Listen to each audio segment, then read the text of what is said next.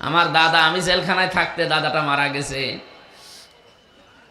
একটা গল্প শোনাতেন আমাদের যে বাদশাহ হাজ্জাজ বিন ইউসুফ, এই লোকটা এত জালেম ছিল, মানুষ তার নামই দিয়েছিল জালেম। ওর নাম যে হাজ্জাজ বিন ইউসুফ, এই লোক অনেকে জানতো না, নাম জানতো। ওর নাম কি? আপনি ইতিহাসের আবর্তনে দেখবেন, কালের আবর্তনে কিছুদিন পর, এখন হয়তো না, এখনো 100-200 বছর পর এ দেশে যারা জালেম ছিল তাদের নাম অনেকে মনে রাখবে না, কিন্তু তারা যে জালেম ছিল এইটা বললে মানুষ বুঝবে যে অমক ছিল। কথা বলেন? ইয়াজিদ, এই নামটা কি খারাপ? কি সুন্দর নাম, কিন্তু নামটা এখন গালি হয়ে গেছে। বলেন? হিটলার নাম কি খারাপ? ভালো নাম, কিন্তু নামটা গালি হয়ে গেছে। কাউকে যদি আপনি রাগাতে চান, বলবে ওই এজিদের বাচ্চা, ওই এমনি রেগে যাবে। কারণ ও জালেম ছিল, সরকারি মাল তসরুপ করেছিল, কোনো অডিট ছিল না সরকারি মারের। জ্বর যার মূল্য তার, এই নীতিতে চলতো এই লোকটা। আমি তার পুরা জীবনী পড়ি, এইটা পেয়েছি। এই 53 বছরে যাদের জীবনে এরকম কিছু পাবেন দেখবেন, আর 53 বছর পর ওই মানুষগুলোর নাম আর এই দেশে কেউ সম্মানের সাথে নেবে না, নিলে গালি। আমার তো মনে হয়, আমার মন ডেকে বলে, আর 100 বছর পর এদেশের একজনের নাম গালি হয়ে যাবে। মানুষ তখন তার নামটাও নিতে তো চাইবে না, ছেলে মেয়ের নামও রাখবে না। আমরা আবু জেহেল নামে কাউকে এখন দেখতে পাই? এমনকি কোন হিন্দুকেও যদি বলেন যে ভাই ছেলে হয়েছে, আপনি অন্য ধর্মের লোক, এই 1000 টাকা দিলাম, ছেলের নাম আবু জেহেল রাখবেন, বলে ওকে নাম, এটা হিন্দু রাজি না। তাহলে আপনি যা করলেন, আপনি তো আবু জেহেলকে ছাড়িয়ে গেছেন। আমি আবু জেহেলের পুরা জীবনী পড়ে দেখেছি। তার যতদিন রাজত্ব ছিল 14টা কাজ করেছিল জনগণের বিরুদ্ধে। আর আমি এই যে পালিয়ে গেছে, যা ইনার জীবনেও পড়েছি। ইনার জীবনী পুরাটা, এই 15.5 বছরে আমি 15টা অপরাধ পেয়েছি, বড় বড়, সব জনগণের বিরুদ্ধে। ও যদি 14টা করে ইতিহাস হয়ে থাকতে পারে, ইনি এক কাটি বেশি, 15টা, ইনিও ইতিহাস হয়ে যাবে। বলেন? সুতরাং আমাদের এখান থেকে শিক্ষা নেওয়া দরকার। পেয়াদারা এসে বলছে, বাদশা আপনার জন্য তো বাইরে যাওয়া যায় না, মানুষ শুধু গালি দেয় আপনাকে। গালি দেয় কে গো? আমি দেখবো। ছদ্মবেশ নিয়েছে, দাড়ি মাড়ি লাগিয়ে, বিভিন্ন তালিযুক্ত পোশাক মোশাক পরে রাস্তায় গেছে। এক গ্রাম্য লোকের সাথে দেখা, বলছে এই বেটাই, বাদশাহ হাজ্জাজ বিন ইউসুফ লোকটা কেমন? বলছে ও তো জালেম। কেমন? বলছে জালেমের বাচ্চা, জালেম। বলছে আমার আর জিজ্ঞাসা করার দরকার নেই, যেই বলি আর এক কাঠি বাড়িয়ে বলি। রেগে গেছি, যাই আমারে চিনিস? না, আমি সেই হাজ্জাজ বিন ইউসুফ। ও চিন্তা করছে আমার তো মাথা থাকবে না, ডাক দিয়ে বলে, বাদশাহ আপনি আমারে চেনেন? না, আমি এই গ্রামের ওই লোক যার মাসে 2 দিন মাথা খারাপ হয়, আজকে তার পয়লা দিন। ও তুই পাগল? কারে ধরলাম? পাগল বলে ওই দিন বেঁচে গিয়েছে, তাছাড়া বাঁচার কথা ছিল। আমরাও এই 15.5 বছর পাগল বলেই বেশি আছি। কথা বলেন না কেন? নয়তো আমাদের অবস্থাও ডক্টর শফিকুল ইসলাম মাসুদের মতো হইতো, আমাদের অবস্থাও দেলাওয়ারের মতো হইতো। আমরা পাগল বলে বেশি আছি। এই জন্যে পৃথিবীতে জালেম যারা সামনাসামনি হয়তো তাদের প্রশংসা মানুষ করতে পারে, দিন গত হয়ে গেলে এই মানুষগুলোর যে কত বদনাম, এই বাস্তব এখন আল্লাহ দেখিয়েছেন। সূরা নমল 19 নম্বর পারার 20 নম্বর পৃষ্ঠার 7 নম্বর লাইনের 52 নম্বর আয়াতে এটা পাবেন আপনি। আমার তো আয়াতটা পড়ার পরে মনে হয় বাংলাদেশ দেখে দেখে আল্লাহ যেন এ আয়াত নাজিল করেছে। এত আওয়াজ কানে আসে, আমার আওয়াজ করবেন না ভাই। ফাতিলকা বুয়ুতুহুম খাবিয়াতাম বিমা যালামু। আল্লাহ যেন এই আঙ্গুল দিয়ে এভাবে দেখিয়েছেন, যদিও বাংলাদেশের নাম এই জায়গায় নেই, এটা লূত নবী আলাইহিস সালামের জামানায় তার উম্মতদেরকে ঘিরে নাযিল করা আয়াত। 2024 সালের 5 আগস্টের বিকাল 5টার আগে আমার মনে হয় আয়াতটা আল্লাহ আবার নতুন করে নাযিল করেছে। আল্লাহ রাব্বুল আলামিন বলেন, এই সেই ঘরগুলো খাবিয়াতান, আমি জনশূন্য করে দিয়েছি, ওঝাড় গৃহ বানিয়ে দিয়েছি, পরিত্যক্ত করে দিয়েছি, বিমা যালামু, এই জালেমদের জুলুমের কারণে। ও ঢাকাবাসী, শুধু ঢাকা না, বাংলাদেশের 630টা থানা আছে, কম বেশি প্রায় জায়গায় আমি গেছি। যেখানে যাই দেখি জালেমদের বাড়ি ঘরে আয়াতের সাথে আল্লাহ মিলিয়ে দিয়েছেন, সবগুলো আজ জনশূন্য ওঝাড় গৃহ হয়ে গেছে। কারণ যেখানে জুলুম করা হয় এই জায়গাটা পর্যন্ত আল্লাহ অভিশপ্ত বানিয়ে দেন। এ পর্যন্ত ছিল জালেমদের ব্যাপারে, এর পরের অংশ আল্লাহ দিয়েছেন আমাদের জন্য। আমরা এবার কি নেব এখান থেকে? ইন্না ফি যালিকা লাআয়াতাল লিকাউমিন ইয়ালামুন। এখানে লামে তাকিদ আছে, যারা আরবি গ্রামার জানে তারা টের পাচ্ছেন আয়াতটা কত কঠিন। এই নামেন ভাই, নামেন, আপনি এখানে এসে বলেন তো দেখি, আমার কানের কাছে আর একটু জোরে বলেন, আসেন। যেভাবে দাঁড়িয়ে আছেন বসে আসেন, শোনা তো যাচ্ছে নাকি? কথাগুলো শোনেন আগে। কি দেখতে এসেছেন আপনি?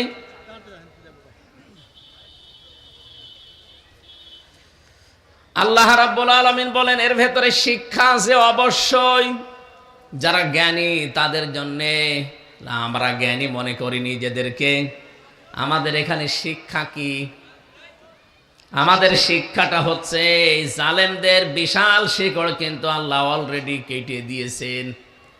ফাকতিয়া দাবিরুল কওমিল্লাযিনা যালামু, সূরা আনআমের 45 নম্বর আয়াতের প্রথম অংশে আছে, রব্বুল আলামিন বলেন জালেমদের শিকড় কেটে ফেলা হয়ে গেছে। কেটেছে কে? না না, আপনি আলেম।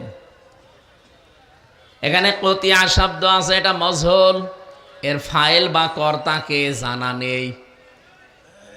আল্লাহ বলেন জালেমদের শিকড় কাটা হয়েছে, কেটেছে কে? আবার বলেন আল্লাহ। কে কেটেছে নেই জানা। এই জন্য সারা দেশে জালেমদের বাড়িঘর, প্রতিষ্ঠান, অফিস, আদালত তাকান, সব মাটির সাথে মিশে গেছে, কিন্তু ভেঙেছে কে কেউ জানে না। আপনি কুষ্টিয়ায় হানিফের বাড়ির কাছে যান, পায়খানার প্যান পর্যন্ত মানুষ খুলে নিয়ে চলে গেছে, তো নিয়েছে কে কেউ জানে না। সারা দেশে অবস্থা একই। তো এখান থেকে আপনি কি নিতে পারেন? এই সাভারের ইউনিয়নের চৌকিদার থেকে শুরু করে সংসদ পর্যন্ত আপনি তাকাবেন, জালেমদের কিন্তু স্তরে স্তরে লোক সব সেট করা ছিল। এখন আছে? এখন কেউ পরিচয় দেওয়ার মতো সাহস আছে? কোথায় পৌঁছিয়েছে আল্লাহ? খালি এই জুলুমের কারণে। কিসের কারণে? আল্লাহ এখান থেকে আমাদেরকে যেন বারবার তাকিয়ে, এতে দুই জায়গায় তাকিদ আছে, ইন্না একটা, লা একটা। আল্লাহ বলেন আমি তাকিদ দিয়ে বলছি, ভালো করে শোনো, অবশ্যই এর ভেতরে শিক্ষা আছে। যারা জ্ঞানী দাবি করো তাদের জন্যে।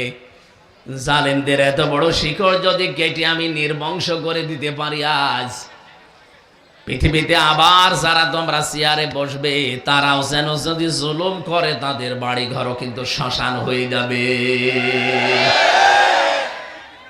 যেন আমাদের উচিত আমরা অতীত থেকে জালেমদের জীবন থেকে যেন শিক্ষা নেই। সামনে যারা আসবেন, যে আসবেন জনগণের মালিক না, জনগণের সেবক হবেন।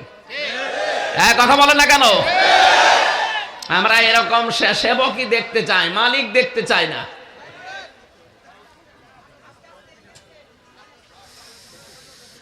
বাংলার জনগণ, এজন্য যাদের নাম দিয়েছেন আমি শুধু তাদের দুনিয়া চাই না, আমি চাই দুনিয়া আখিরাত। আমাদের এমপি সাহেব, সাবেক এমপি সাবেক এমপি সাহেব এসেছেন, ওনার জন্য একটা চেয়ার এখানে দিন। সাবেক এমপি বাবু ভাই আরেন কোনটা? ও বাবু ভাই চেহারা তো পাল্টিয়ে গেছে। 15 বছর বাইচে আছি, যথেষ্ট। আপনি করেন আমি বসছি। আপনি আমার পাশেই ছিলেন, আপনি 1 নম্বরে ছিলেন, আমি 4 নম্বরে।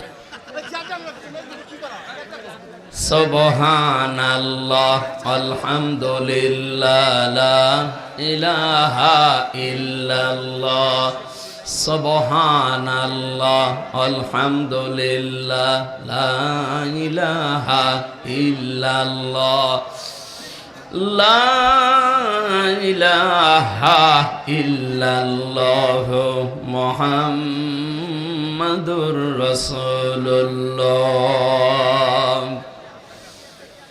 সাভারবাসী যে কথাটা বলছিলাম, যতগুলো মানুষের নাম আপনারা দিয়েছেন, আমরা চাই এদের সম্মান মর্যাদা এ দুনিয়া শুধু না, মরণের পরও যেন আল্লাহ জান্নাত পর্যন্ত টিকিয়ে রাখেন। বলেন আমিন। কয়টা জিনিস লাগবে জানো? 2টা। একটা ঈমান লাগবে নির্ভেজাল, যে ঈমানের ভেতরে শিরিক থাকলে চলবে না। এজন্য আমরা যারা এখানে সম্মান বাড়াতে চাই দুনিয়া আখিরাতে, এমন ঈমান আনা লাগবে, এমন ঈমানের দাবি করা লাগবে যে ঈমানে শিরিক নেই। আল্লাহ যেন তৌফিক দেন। বলেন আমিন। আমি এক কথায় জবাব দিচ্ছি, এদিকে তাকান ভাই। এমন এমন বাক্য বাংলা ইংরেজিতে পড়েননি, এক কথায়, এটা এক কথায়। আল্লাহ যেটা পারে ওইটা অন্য কেউ পারে, এই বিশ্বাস যদি কেউ করেন, আপনি শিরিক করলেন। শিরিক যে করে সে মুশরিক। মুশরিক মারা গেলে বিনা হিসাবে বিনা বিচারে জাহান্নামী। আর ফতোয়া লাগবে নতুন করে? সুতরাং আমাদের সতর্ক থাকা লাগবে। যাদের ঈমান আছে, বেঈমান যারা, ওদের কথা বাদ দিলাম। ঈমান যাদের আছে তারা যেন শিরিক না করি। আবার এক কথায় বলছি, আল্লাহ যেটা পারে ওইটা অন্য কেউ পারে, এই বিশ্বাস করার নাম কি? সন্তান দিতে পারে কে বলেন তো? কোন বাবা পারে? কোন পীর সাহেব? অনেকে এই যে বিভিন্ন সময় দেখি বলে, হুজুর আপেল পুড়ি দিন, আমার বারবার মেয়ে হয় যেন ছেলে হয়। আরে ভাই, আপেল পড়ে যদি ছেলে হইতো তা আমার 3 মেয়ে, আমি আগে খাওয়াতাম না? কোথায় পেয়েছে সব আপেল পড়া? সুতরাং এই কাজ করতে গিয়ে অনেকে ঈমান হারিয়ে ফেলছেন বিভিন্ন ভণ্ড পীরের কাছে গিয়ে। কোন বাবা, কোন মাজার, কোন জিন্দা পীর, কোন মরা পীর পারবে না। সন্তান দিতে পারবে কে?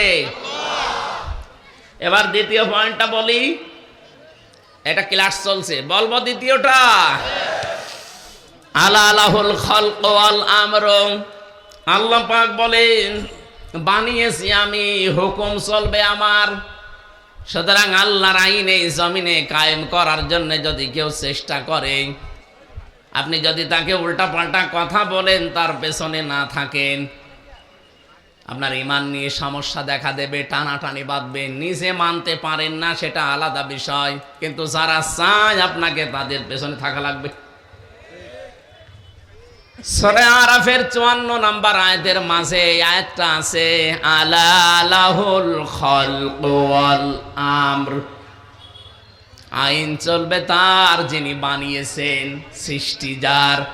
ইনিল হুকমু ইল্লা লিল্লাহ। সূরা ইউসুফের 40 নম্বর আয়াতের মাঝের অংশে আছে, আল্লাহ পাক বলেন, আইন শুধুমাত্র চলবে আমার। এই জন্য আল্লাহর আইন প্রতিষ্ঠার কাজ করা, চেষ্টা করা। যদি না হয় ওটা আপনার বিষয় না, চেষ্টা করে যাওয়া ফরজ কাজ, নামাজের মতো। আল্লাহ তৌফিক দিন ঈমানের দাবি অনুযায়ী। বলেন আমিন। আজকের মাহফিলে উপস্থিত আপনারা কিছুক্ষণ আগে দেখলেন, আমাদের প্রধান অতিথি এসেছেন ডাক্তার দেওয়ান মোহাম্মদ সালাউদ্দিন বাবু। উনি কিছুক্ষণ থাকবেন। আমাদের তো সময় আছে আর আধা ঘন্টা মতো, আমরা ক্লোজ করব আলোচনাটা। এরপরে আপনাদের যারা আলোচক আছে তাদেরকে নিয়ে চালান। যেহেতু গাজীপুরে আছি, আমি চলে যাব ইনশাল্লাহ। মাহফিলে উপস্থিত হয়েছেন আজকে আমার শ্রদ্ধাভাজন বড় ভাই জনাব জাহিদুর রহমান, দামাত বারকাতুহুমুল আলিয়া। মঞ্চে বসা আরো যারা আছেন সম্মানিত ব্যক্তিবর্গ, সামনে বসা মুসলমান ভাইরা, পর্দার আড়ালের সম্মানিতা মা এবং বোনেরা, প্রশাসনের ভাইরা, প্রাণপ্রিয় ঢাকাবাসী, আল্লাহর দরবারে শুকরিয়া জানাচ্ছি যিনি আমাদেরকে বিবেক দিয়েছেন। এই বিবেকটা এই 15.5 বছরে কাজ করেনি, এই জন্যই অনেকে জোর করেছিল। যদি বিবেকটা কাজে লাগতো তাহলে জোর করে 15.5 বছরে থাকতো না। কথা বলেন না কেন?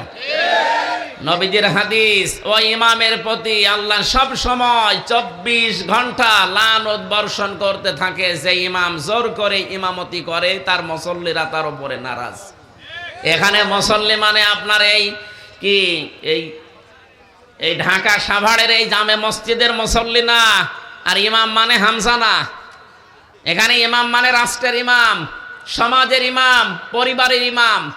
যে ইমামের প্রতি, নেতার প্রতি, দায়িত্বশীলের প্রতি তার অধীনস্থ যারা আছে তারা সঙ্গত কারণে নারাজ, ও যতদিন জোর করে দায়িত্বে থাকবে ততক্ষণ আল্লাহ লানত তার উপরে পড়তে থাকবে।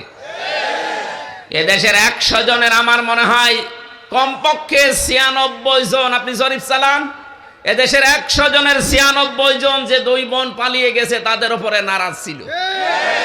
আপনি জরিপ চালিয়ে যদি আরো বেশি পাবেন, হয়তো আমি একটু কম বললাম। 100 জনের 96 জন মুসল্লি যেখানে আপনার উপরে নারাজ, আপনি জোর করে যতদিন ছিলেন, বিশ্বাস করেন হাদিস অনুযায়ী আল্লাহ 24 ঘন্টা আপনার উপরে লানত দিয়েছে। দ্বিতীয় পয়েন্ট হচ্ছে, যেই মানুষগুলো পৃথিবীতে জালেম হয় তাদের উপরে আল্লাহ নিজে কিয়ামতে মামলার বাদী হয়ে দাঁড়াবেন। আপনি টের পাচ্ছেন কি বললাম? এটা সূরা শূরা 25 নাম্বার পারা, 6 নাম্বার পৃষ্ঠার 13 নাম্বার লাইনের 42 নাম্বার আয়াতের প্রথম অংশে আছে, ইন্নামাস সাবিলু আলাল্লাযিনা ইয়াজলিমুনান নাস। আল্লাহ কিন্তু ইয়াজলিমুনাল মুসলিমুনা দেননি। এদিকে তাকান, ইয়াজলিমুনান নাস দিয়েছেন। নিশ্চয় যারা এই পৃথিবীর ময়দানে মানুষের উপরে জুলুম করছে, ভবিষ্যতেও করবে। যেহেতু ইয়াজলিমুন এটা মোজারে, বর্তমান, ভবিষ্যৎ, প্রেজেন্ট, ফিউচার। প্রেজেন্ট মানে এখন, আর ফিউচার মানে কিয়ামত পর্যন্ত। এই আয়াত কতদিন থাকবে? কিয়ামত পর্যন্ত এই আয়াতের হুকুম থাকবে। সূরা শূরার এই 42 নাম্বার আয়াতটা পড়লেই কেন যেন আমার ভয় করে। আল্লাহ বলেন, আমি নিশ্চয় কিয়ামতের দিন মামলা দায়ের করব তাদের বিরুদ্ধে যারা মানুষ হয়ে মানুষের উপরে জুলুম করছে এবং ভবিষ্যতেও করবে বলে নিয়ত করছে। আল্লাহ ইয়াজলিমুনা না দিয়ে জালেম শব্দটা যদি দিতেন তাও তো অর্থ হয়ে যেত অন্তত মাঝি বা পাস্ট, অতীতের অর্থ হতো। বর্তমান আর ভবিষ্যৎ দিয়েছেন এই কারণে এখন হয়তো অনেকে করছে না, ভবিষ্যতে অনেকে জুলুম করবে বলে আশা করি আছে, যে দাঁড়ান চেয়ার পাই, দেখেন কি করি, এরকম অনেকের মনে নেই। এই জন্য যারা জালেম এখন করছেন জুলুম, ভবিষ্যতেও যারা করবে, আল্লাহ বলেন আমি নিজে তাদের বিরুদ্ধে কিয়ামতে মামলা দায়ের করব, আমি নিজে বাদী। আমরা যারা মামলা, বিভিন্ন কেস কামের আসামি আছে, এখানে মামলার বাদী যত বড় হয় মামলা তত কঠিন হয়। আমারে যদি কোনো সলিমদ্দি কলিমদ্দি মামলা দিত, সর্বোচ্চ 3-4 দিনে আমি চলে আসতাম বেরিয়ে। কিন্তু 3টা বছর আমারে ফাঁসির কন্ডেম সেলের ভেতরে আটক করে রেখেছিল, কারণ মামলার বাদী আল্লাহর ওলি। ওই যে ওনার মামলার বাদীছে আমারও, এই জন্য আমারে ছাড়ে নাই। আমারও যদি মামলার বাদী সত্যি, এই যে জাহিদ ভাই হয়তো, সালাউদ্দিন ভাই হয়তো, আমি সত্যি চলে আসতাম, কারণ ওনাদের হয়তো মামলা দিত টাকার জন্য, কয় টাকা লাগবে দিয়ে দিতাম। আমি যেখানে ছিলাম আকিস গ্রুপের খতিব আমি, ওদের বাংলাদেশে কয়জন ধনির ভেতরে ওরা একজন, টাকা যা লাগতো দিয়ে দিত। কিন্তু এমন জন মামলা দিয়েছে অত টাকার দরকার না, ওর প্রতিশোধ নেওয়া দরকার। হিংসার বশবর্তী হয়ে মানুষের উপরে জুলুম করা মানুষ আমি বাংলাদেশে একটা মহিলাকে দেখলাম। হিংসা কত নিম্নে তাকে নামাতে পারে, একটা বিধবা মহিলাকে বাড়ি থেকে সে বের করে দিয়েছে। কথা বলেন, খালেদা জিয়ার স্বামী আছে, তাকে পর্যন্ত এক কাপড়ে বাড়ি থেকে বের করে দিল। একটা মাজলুম পরিবার বাংলাদেশে, এই জিয়া পরিবারটা, আমি শহীদ জিয়ার জন্য এমনি মন থেকে দোয়া করি। এই লোকটার নাম শুনলে মানুষ আগে শহীদ বলে কেন? বঙ্গবন্ধুকেও তো কেউ না কেউ মেরে ফেলেছে, কই তার নাম শুনলে তো কুকুরও শহীদ বলে না। কেন বলে না বলেন তো? এই লোকটা শহীদ আমার মনে হয় হয়নি, যদিও লোকে মেরে ফেলেছে মানুষ, কিন্তু শহীদ জিয়াকেও মানুষ মেরেছে। তার নাম শুনলেই মানুষ কি বলে আগে? শহীদ জিয়া। এই শব্দটা এমনি এমনি আসে। শহীদ মনে করছেন যে খেলাচোরা জিনিস না? আল্লাহ কত বড় ধমক দিয়েছেন শহীদের ব্যাপারে, কেউ উল্টা পাল্টা ধারণা করবা না। কেউ যদি শহীদ হয় মুখ দিয়ে তো বলবাই না যে লোকটা মরে গেছে, না। এটা সূরা বাকারার 154 নম্বর আয়াতে আছে, ওয়ালা তাকুলু লিমাই ইয়াকতালু ফি সাবিলিল্লাহি আমওয়াত বাল আহইয়াউ ওয়ালাকিন লা তাশউরুন। আল্লাহ পাক বলেন, যারা শহীদ হয় হে পৃথিবীর মানুষেরা, কেউ এই কথা বলবা না যে মরে গেছে, বরং তারা জীবিত, কিন্তু তোমরা টের পাও না। দ্বিতীয় সূরা আলে ইমরানের 169 নম্বর আয়াতে আছে, ওয়ালা তাকুলু ওয়ালা তাহসাবান্নাল্লাযীনা কুতিলু ফি সাবিলিল্লাহি আমওয়াতা বাল আহইয়াউন ইনদা রাব্বিহিম ইরযাকুন। আল্লাহ বলেন, মুখে বলার পরে মানুষ যেহেতু ধারণা করতে পারে, ধারণার উপরও আমি নোটিশ দিলাম, আইন জারি করলাম, সাবধান, কেউ যেন ধারণাও করবা না যে ও মরে গেছে, না। যারা শহীদ হয় এই মানুষগুলো জিন্দা, জীবিত, আর আমি নিজে আল্লাহ তাদেরকে খাওয়াই। আরো জোরে বলেন সুবহানাল্লাহ। হিংসার বশবর্তী হয়ে মানুষ যত নিচে নামতে পারে, কোরআনে সূরা মায়েদার 2 জায়গায় আল্লাহ এক কথা দিয়েছেন, ওয়ালা ইয়াজরিমান্নাকুম শানাআনু কওমিন। তোমরা হিংসার বশবর্তী হয়ে, রাগের বশবর্তী হয়ে কোনো ব্যক্তি, পরিবার, সমাজ, রাষ্ট্র, দল, গোষ্ঠী, তাদের উপরে যেন এমন কোনো কাজ করবা না যে পরে আফসোস করা লাগে। আর 15.5 বছরে যাই করেছেন জনগণের উপরে, 14 দল বাদ দিয়ে আমরা যা আছি সব মাজলুম না? কথা বলেন। যারা এই জুলুম করেছেন তাদের এখন রাতে ঘুম হওয়ার কথা। উনি এখন ওই দেশ থেকে চলে আসতে চায়, বলে আমি অঘোষিত জেলখানায় আছি, আমি আর এখানে থাকবো না, আমি চলে যাব। আসেন, 275টা মামলা আপনার নামে।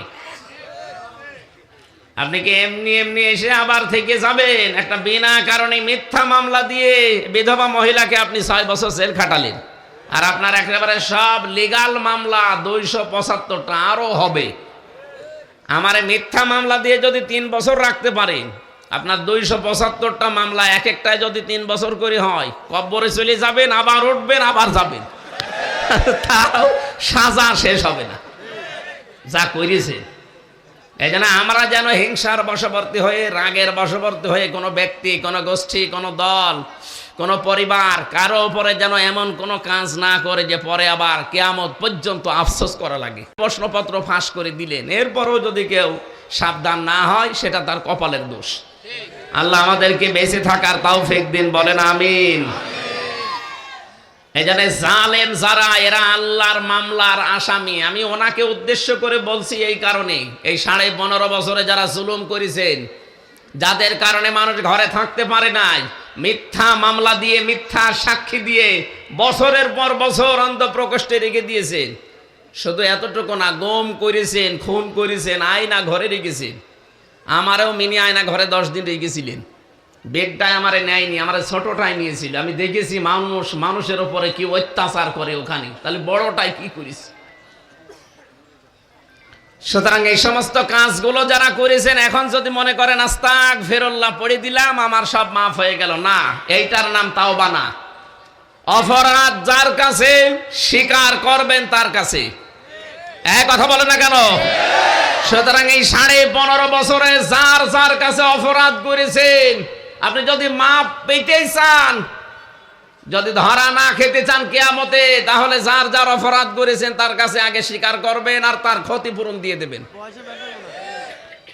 আমি জেলখানায় এক ওসি পেয়েছিলাম, উনি আমার মাঝে মাঝে কন্টেম সেলের ভেতরে আমার কাছে এসে বলতো, হুজুর, আমি এই যে নির্বাচনে এর আগে যেটা বাইরে ছিলাম, ওই যে রাতের ভোট দিনে হয়ে গেল না, আমার রাত 12টার পর থেকে আমার যা লোকজন আছে, আমি আল্লাহর রাস্তায় ভোট কাটা আরম্ভ করলাম। ফজর পর্যন্ত এই কাজ করলাম, বাক্স ভর্তি করে পাঠিয়ে দিলাম। এবার ফজরের আজান দিল, আমি গোসল করলাম, ওযু করে 2 রাকাত শুকরিয়ার নামাজ পড়লাম, তওবার নামাজ।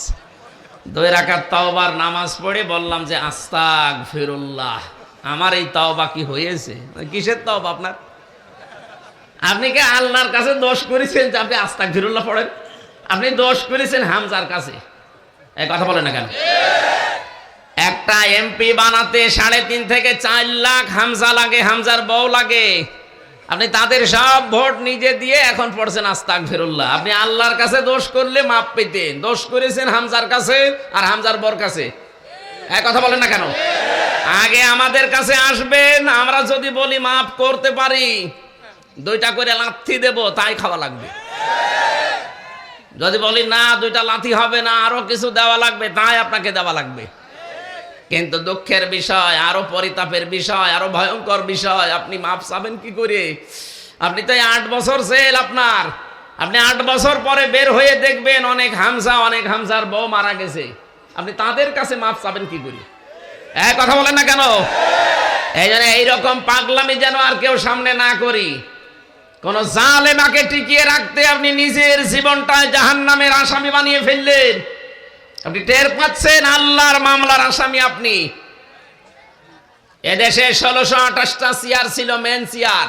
যারা দায়িত্বে ছিলেন কম বেশি সবগুলো হয় জালেম, নয় জালেমের দোষর। আর এরা সব মামলার আসামি কার?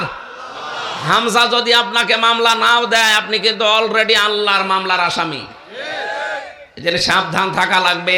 আমি যে 2টা পয়েন্ট বললাম, একটা জুলুমের জন্য, আর একটা ইমামতি করবে কিন্তু মুসল্লিরা তার উপরে সঙ্গত কারণে নারাজ, তার উপরে আল্লাহ 24 ঘন্টা লানত দিতে আছে। এরকম কোন কাজ আমাদের দ্বারা সামনে যেন না হয়। আল্লাহ আমাদেরকে তৌফিক দিন বেঁচে থাকার, বলেন আমিন। এটা রজব মাস, আজকে 26 তারিখ। এই রাতেই বিশ্বনবীকে আল্লাহ নিয়েছিলেন এই ধলির ধরা থেকে। তার আরশ মহল্লায় বিভিন্ন নিদর্শন দেখিয়েছেন। একাধারে 27 বছর। কয় বছর? 27টা বছর তাকে মাত্র 14টা জিনিস শিখিয়েছিলেন। কেন? 13টা বছর তিনি নবুয়ত পাওয়ার পরে জুলুম, অত্যাচার, নির্যাতনের শিকার হলেন। তার চাচাটা গেল মারা, স্ত্রী গেল মারা। এটা দুঃখের বছর বলা হয়।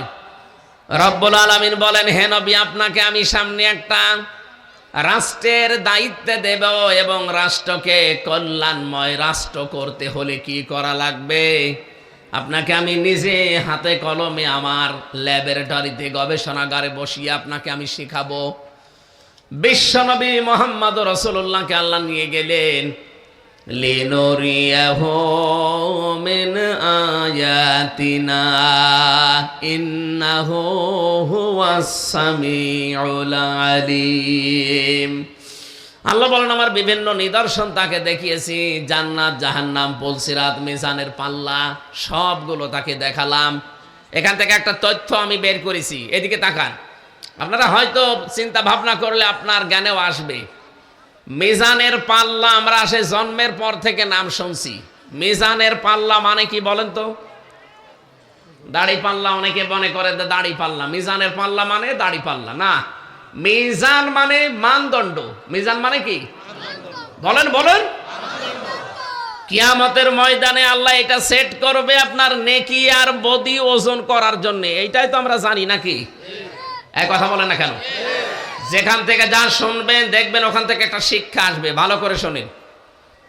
বলেন তো, কিয়ামতের দিন আল্লাহ পাক মাপ দেবেন মিজানের পাল্লা। আমরা যেটা বলি মিজানে, কি মাপবেন? আমল। আমল কি? আমল মানে বাংলায় কি? কাজ। বলেন বলেন। এ পর্যন্ত বুঝেছেন কিনা বলেন? আমল মানে কি? আমল মানে। এবার এখানে একটা পাগলকে জিজ্ঞাসা করেন তো যে আমল কাজ, আমল মানে কাজ কি দাড়ি পাল্লায় তুলে দিয়ে মাপে যে 5 কেজি কাজ? কিভাবে মাপে? কাজ মাপে গুরুত্বের ভিত্তিতে। কিসের ভিত্তিতে? এই যে প্যান্ডেলটা যদি এখন ডাক্তার সাহেবকে বলা হয় যে আপনি মেপে দেন, উনি মেপে দেওয়ার জন্য কি দাড়ি পাল্লায় তুলে দেবে? এটার জন্য মাপতে একটা আলাদা যন্ত্র আছে, তার নাম ফিতা বা গজ। এই কথা বলেন না কেন? এই যে পানির বোতল দেন আমাকে খাবার জন্য, পানিটা যদি ওনার কাছে দেয় উনি কি ফিতা দিয়ে মাপবে? এর জন্য সিসি আছে, লিটার আছে। আপনাকে আমি চাউল দিলাম, চাউল কি আপনি ফিতা দিয়ে মাপবেন? বলেন। এটার জন্য বাটখারা আছে, কেজি আছে, পাথর আছে, আলাদা যন্ত্র সব। পৃথিবীর প্রতিটি জিনিস পরিমাপ করার জন্য আলাদা আলাদা যন্ত্র আছে, তার নামও আলাদা আলাদা। কিয়ামতের দিন আল্লাহ আমল মাপবেন। আমল মানে কাজ, আমল মানে কাজ। কোনদিন দাড়ি পাল্লায় মানুষ মাপে না। কোনদিন চিন্তা করেছেন এই শব্দটা নিয়ে যে কিয়ামতের দিন আল্লাহ মিজান সেট করবে, আর নবীকে আল্লাহ মিজান দেখিয়েছিলেন। কাজ কোনদিন মানুষ দাড়ি পাল্লা দিয়ে, সিসি দিয়ে, স্ক্যান দিয়ে, পাথর দিয়ে, কেজি দিয়ে মাপে না। কাজ মাপতে হলে লাগে গুরুত্ব। কি লাগে? গুরুত্বের ভিত্তিতে কাজটা করা লাগে। এটা মাপতে হয় গুরুত্ব দিয়ে। তাহলে গুরুত্বের দিক থেকে আপনার জীবনে যেই কাজগুলো আল্লাহ আগে দিয়েছেন ওই কাজগুলো আপনি আগে করবেন। গুরুত্বের ভিত্তিতে কাজ আগে না করে কম গুরুত্বপূর্ণ কাজ যেগুলো, ওগুলো যদি আগে করেন জীবনেও কোনো জিনিস আপনি টেকাতে পারবেন না। এই যে মঞ্চটা, এর আসল গুরুত্বপূর্ণ জিনিস হচ্ছে সামিয়ানার খুঁটি। এই কথা বলছেন এখানে। সামিয়ানার খুঁটি না থাকলে মঞ্চ টিকবে আর কেউ মঞ্চ বলবে। কিন্তু এখানে গুরুত্বহীন কিছু জিনিস আছে। এই যে কার্পেট পাড়া, এই যে মাইক দেওয়া আছে, টেবিল দেওয়া আছে, এই যে বোতল দেওয়া আছে। বলেন তো এগুলো না থাকলে মানুষ বলবে না যে এটা মঞ্চ। তাহলে এখানে গুরুত্বপূর্ণ এবং গুরুত্বহীন দুইটা জিনিস পেয়েছি। একটা সামিয়ানা আর খুঁটি আসল, আর বাকিগুলো যা আছে এগুলো অত গুরুত্বপূর্ণ না। এই জন্য জীবনে যত ইবাদত আল্লাহ আমাদের করার জন্য নির্দেশ দিয়েছেন, প্রতিটি ইবাদতে দেখবেন গুরুত্বপূর্ণ কিছু জিনিস আলাদা করা আছে আর গুরুত্বহীন কিছু জিনিস আলাদা করা আছে। নামাজে ফরজ কয়টা? 17টা। আপনি বানাচ্ছেন নতুন করে 13টা। নামাজে ফরজ কয়টা? বাইরে 7টা, ভেতরে 6টা, সব মিলে কয়টা? বলেন তো। এই যে বাইরে আর ভেতরে 13টা ফরজ। বাইরে বেশি না ভেতরে বেশি? এলাকার মানুষকে নামাজ কালাম পড়ে না নাকি? এই বাইরে বেশি না ভেতরে বেশি? বাইরে। বাইরে বেশি কোনটা? শরীর পাক। কি পাক? শরীর পাক না হলে নামাজ হবে? বলেন। শরীর পাক বলতে কি বোঝেন? এই শরীর পাক করতে হলে শুধু গোসল করলে আর ওযু করলে শরীর পাক হয়ে যায়? নবীজি জানিয়েছেন এই শব্দের ব্যাখ্যায় তামাম দুনিয়া যত মুসলিম আছে সবাই কিন্তু একটা শরীরের মতো। এই হাদিস শোনেন না কোনোদিন? তামাম দুনিয়ার সব মুসলিম আমার উম্মত যারা দাবি করে তারা কিসের মতো? আমার এই চোখে যদি ব্যথা হয় হাতে টের পাবে, হাতে ব্যথা হলে চোখে টের পাবে। পাবে না? তামাম দুনিয়ায় 257টা দেশের ভেতরে 57টা মুসলিম দেশ, 210 কোটি মুসলিম আমরা বাস করি। যেখানেই কোনো মুসলমান অত্যাচার, জুলুম, নির্যাতনের শিকার হবে, এখান থেকে কিছু করতে না পারলো করা লাগবে। এখান থেকে যদি ওগুলো না করে বলেন যে যা করছে করুক, লা ইলাহা ইল্লাল্লাহ, আপনি বুঝতে হবে আপনার এই জায়গাটা প্যারালাইজড হয়ে গেছে অথবা অকেজো হয়ে গেছে, এই জন্য আপনার হাতে টের পাচ্ছে না। আমার এই হাতে যদি এখন প্যারালাইজড হয়ে যায়, এই হাতে আপনি যতই আঘাত করেন এই জায়গাটা কিন্তু টের পাবে। আরো জোরে বলেন। আমেরিকা যারা অত্যাচার করেন, গাজায় যারা অত্যাচার করলো, ফিলিস্তিনে এখনো যারা অত্যাচার চালাচ্ছে, বাংলাদেশেও যারা অত্যাচার করেছে, এই দৃশ্যগুলো দেখে যদি কোনো মুসলমান বলে না ওটা আমার দলের না, ওটা আমার লোক না, যে যা করছে করুক গা, আমি তো ভালো আছি, আপনি মনে করবেন আপনার এই জায়গাটা প্যারালাইজড হয়ে গেছে আপনার ইমানের ভেতরে।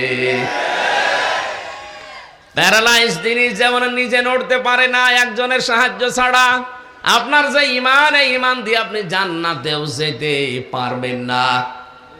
আমার প্রথম পয়েন্ট ছিল আপনার শরীর পাক। এটা আমি বোঝাতে উদাহরণটা আনলাম। শরীর বলতে যেহেতু তামাম দুনিয়ার সব মুসলিম একটা শরীরের মতো, এখন আমি এই সাভার জামে মসজিদে নামাজ পড়তে যাব, এদিকে তাকান। নামাজ পড়তে যাওয়ার সময় দেখি সামনে একজন মহিলা বেপরদা, মাথায় কাপড় নেই, বুকে ওড়না নেই, এমন কায়দায় দাঁড়িয়ে আছে। আমি যদি বলি নাউজুবিল্লাহ আস্তাগফিরুল্লাহ, এইভাবে মহিলারা চলাফেরা করে, এই দেখে আমি চলে গেলাম। মনে করেন শাবনূরের মতো একটা মহিলা এরকম বেপরদায় দাঁড়িয়ে আছে, নামাজে দাঁড়িয়ে যদি আপনি সূরা কিরাত তেলাওয়াত করেন আলহামদুলিল্লাহি রাব্বিল আলামিন, আপনি যতই আল্লাহর ওলি দাবি করেন, মনে মনে খেয়াল করবেন যে আমি কি দেখি আসলাম। বলেন তো এখন কি ওই শাবনূরকে মেরে ফেলা লাগবে? না, তাকে পবিত্র করা লাগবে। তাকে পবিত্র করার মাধ্যম আল্লাহ দিয়েছেন পর্দা। কি বলেন বলেন?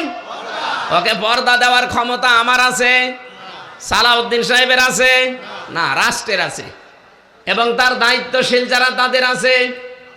সুতরাং এই দায়িত্বশীল গুলোকে দায়িত্বপূর্ণ আচরণ করা দরকার, আর এই রাষ্ট্রকে এমন জায়গায় দেওয়া দরকার, রাষ্ট্র যেন তাকে পবিত্র করে, পর্দার বিধান দেয়। নামাজে দাঁড়ার সময় যদি ওইরকম কিছু বাঁধবে তো না, বাঁধবে কিন্তু ফাতেমার মতো দেখতে মনে হবে। হযরতে ফাতেমা যখন বাইরে যেতেন তখন যেমন পর্দা করে যেতেন, ওরকম রাস্তাঘাটে দেখবেন, কিন্তু শাবনূর না, দেখবেন আপনি ফাতেমা। নামাজে দাঁড়াবেন কিন্তু আপনার ওই খেয়াল আর আসবে না, কারণ আপনি দেখে এসেছেন হয় নিজের খালা, নাই নিজের মেয়ে।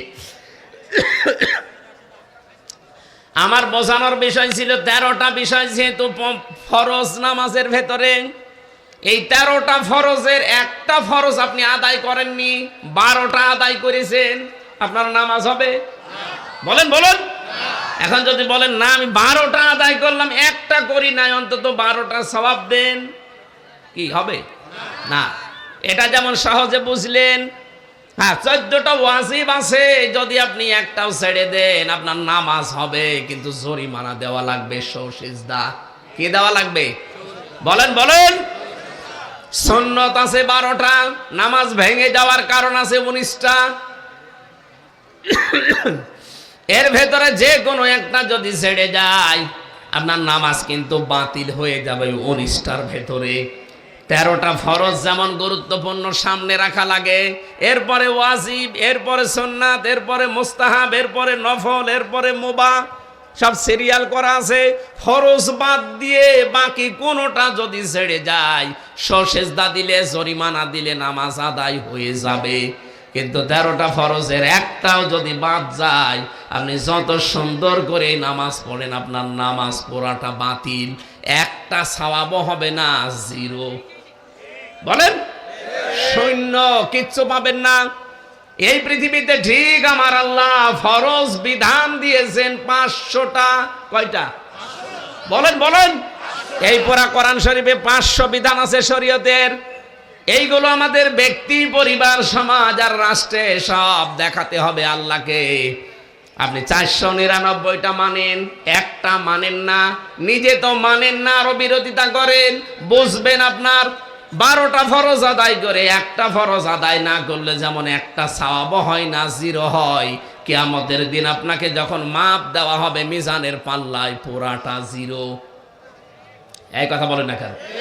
হ্যাঁ, আপনার হয়তো অনেক আনুষঙ্গিক আর যেগুলো বললাম, এই যে মাইক, কার্পেট, এরপরে এই যে এখানে যেগুলো আছে আনুষঙ্গিক, এগুলো না থাকলেও তো হয়, কিন্তু দিলে একটু আরো ভালো লাগে, আরো ভালো করে মানুষ মঞ্চ বলবে।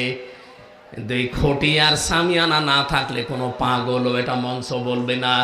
আমার জীবনে এই 500 ফরজের 499টা আমি আদায় করি, একটা আদায় তো করি না, আরো বিরোধিতা করি। কিয়ামতের দিন আল্লাহ যখন মিজানের পাল্লা নাম শোনেন, মাপ দেবেন, গুরুত্বের ভিত্তিতে মাপবেন। আপনি আগে গুরুত্বপূর্ণ কাজগুলো করেছেন না গুরুত্বহীন কাজের আপনি বেশি বেশি পায়রুটি দিয়েছেন? বাস্তবতা এটা, কিয়ামতে দেখবেন আপনার আমল নামা পুরাটা জিরো, শূন্য হয়ে দেখা দেবে। এই জন্য আমরা যেন 500টা অন্তত গুরুত্বপূর্ণ যেগুলো তার নাম ফরজ বলা হয় আরবিতে, এ কোরআন থেকে দেখে দেখে পড়ে নেবেন। আজকের তেলাওয়াত কিন্তু আয়াতে 14টা আছে। কয়টা? সূরা বানী ইসরাইলের 23 থেকে 38 নম্বর আয়াত। 27 বছরে নবীকে আমার আল্লাহ তিনি শিখিয়েছিলেন নিজের গবেষণাগারে বসে বসে আরশ মহল্লায়। আজকে আমাদের সময় নেই, আমরা চলে যাচ্ছি। এই জন্য আপনাদেরকে আমরা থিওরিগুলো বললাম। এই রজব মাসের মূল শিক্ষা এইটা, কল্যাণময় রাষ্ট্র যদি কেউ গঠন করতে চায়, নবীকে আল্লাহ নিজে শিখিয়েছেন যে 14টা কাজ ব্যক্তি, পরিবার, সমাজ এবং রাষ্ট্রে জারি করে দেবেন। আমাদের সামনে এই রাষ্ট্র যদি কল্যাণ এবং শান্তি, স্বস্তি, নিরাপত্তা দিয়ে ঢেকে রাখতে হয়, সূরা বানী ইসরাইলের 23 থেকে 38 এই 16টা আয়াতের 14টা কর্মসূচি যারা দায়িত্বে আছেন পুঙ্খানুপুঙ্খানুভাবে আপনারা জারি করবেন এই আশা ব্যক্ত করছি। এবং চর্মচোখে যেন আমরা দেখতে পাই এ দেশটা একটা কল্যাণময় রাষ্ট্র আল্লাহ তৈরি করে দিয়েছেন। বলেন আমিন। আমি আর টানতে পারছি না, ওখানে আমরা এশার নামাজ পড়ি।